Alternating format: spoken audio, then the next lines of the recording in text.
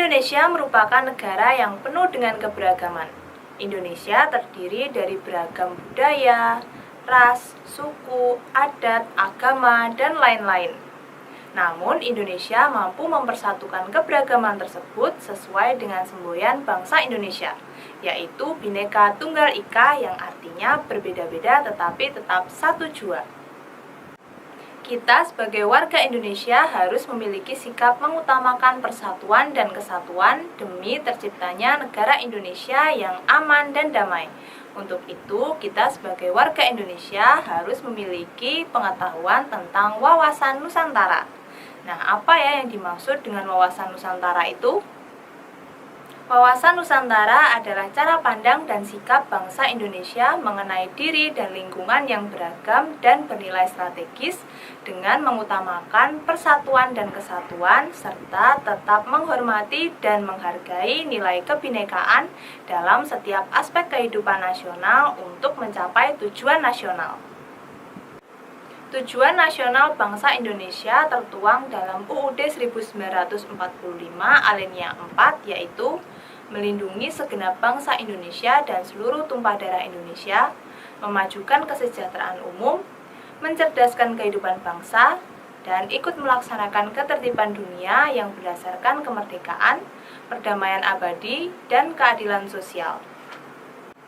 Tujuan wawasan Nusantara yaitu mewujudkan nasionalisme yang tinggi di segala aspek kehidupan, mengutamakan kepentingan nasional daripada kepentingan individu, kelompok, suku, ataupun daerah, meningkatkan rasa paham dan semangat nasionalisme dalam jiwa bangsa Indonesia. Wawasan Nusantara berfungsi sebagai pedoman, motivasi, dorongan, serta rambu-rambu dalam menentukan kebijakan, keputusan, tindakan, dan perbuatan bagi penyelenggara negara di tingkat pusat dan daerah maupun bagi seluruh rakyat Indonesia dalam kehidupan bermasyarakat, berbangsa, dan bernegara. Berikut ini dua landasan dari wawasan Nusantara.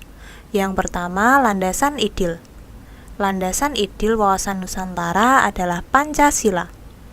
Pancasila telah diakui sebagai ideologi dan dasar negara yang dirumuskan dalam Undang-Undang Dasar 1945.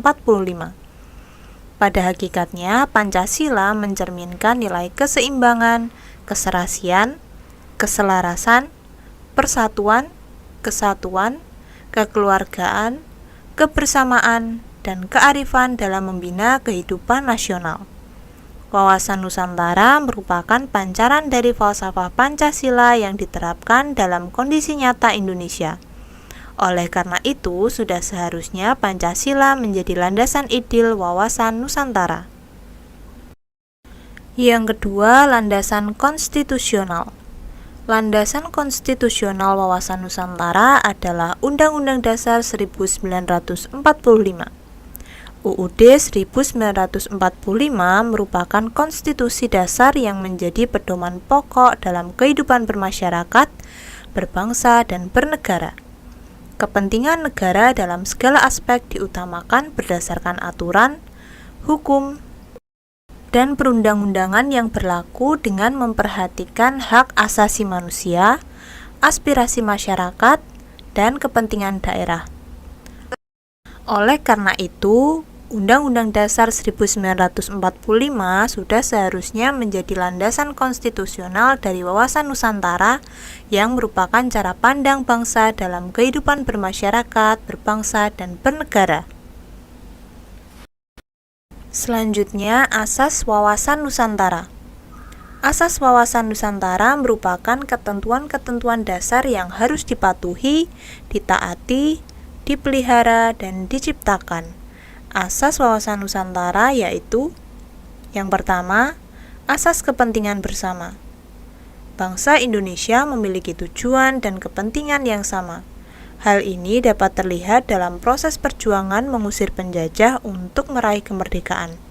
Kini, asas kepentingan bersama juga dapat diterapkan dalam masa pembangunan. Yang kedua, asas keadilan. Bangsa Indonesia tanpa terkecuali memiliki hak yang sama dalam segala aspek kehidupan. Oleh karena itu, kepentingan nasional harus berada di atas kepentingan pribadi maupun golongan. Yang ketiga, asas kejujuran. Kejujuran dalam bertindak maupun berpikir merupakan hal yang sangat penting. Maka dari itu, kehendak dan tindakan harus sesuai dengan fakta dan tidak melanggar ketentuan hukum demi kemajuan bersama. Yang keempat, asas solidaritas. Solidaritas bisa disebut sebagai kepedulian terhadap orang lain serta rela berkorban untuk kepentingan yang lebih luas. Solidaritas diterapkan dengan tetap mengusung sikap saling memahami dan menghargai tanpa memandang perbedaan. Yang kelima, asas kerjasama. Kesadaran tentang tujuan dan kepentingan yang sama tentu dapat menumbuhkan kesadaran untuk bekerja sama. Kerjasama dapat diwujudkan dengan koordinasi antar elemen masyarakat maupun menerapkan sifat gotong royong dan saling membantu. Yang keenam, asas kesetiaan. Kesetiaan menjadi salah satu pilar utama dalam asas wawasan Nusantara. Persatuan dan kesatuan tidak dapat terwujud tanpa dilandasi kesetiaan. Hal itu dapat diwujudkan melalui kesetiaan untuk melaksanakan segala keputusan bersama demi kemajuan bangsa dan negara. Selanjutnya, konsep dasar wawasan Nusantara. Terdapat dua konsep dasar tentang pemahaman Nusantara, yaitu Trigatra dan Pancagatra.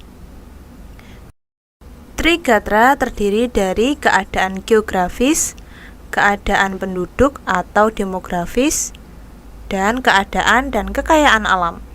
Yang pertama, kondisi geografis. Wilayah Indonesia merupakan suatu kepulauan yang terdiri dari perairan dengan ribuan pulau-pulau di dalamnya. Indonesia terletak pada 6 derajat lintang utara sampai dengan 11 derajat lintang selatan dan 95 derajat bujur timur sampai dengan 141 derajat bujur timur.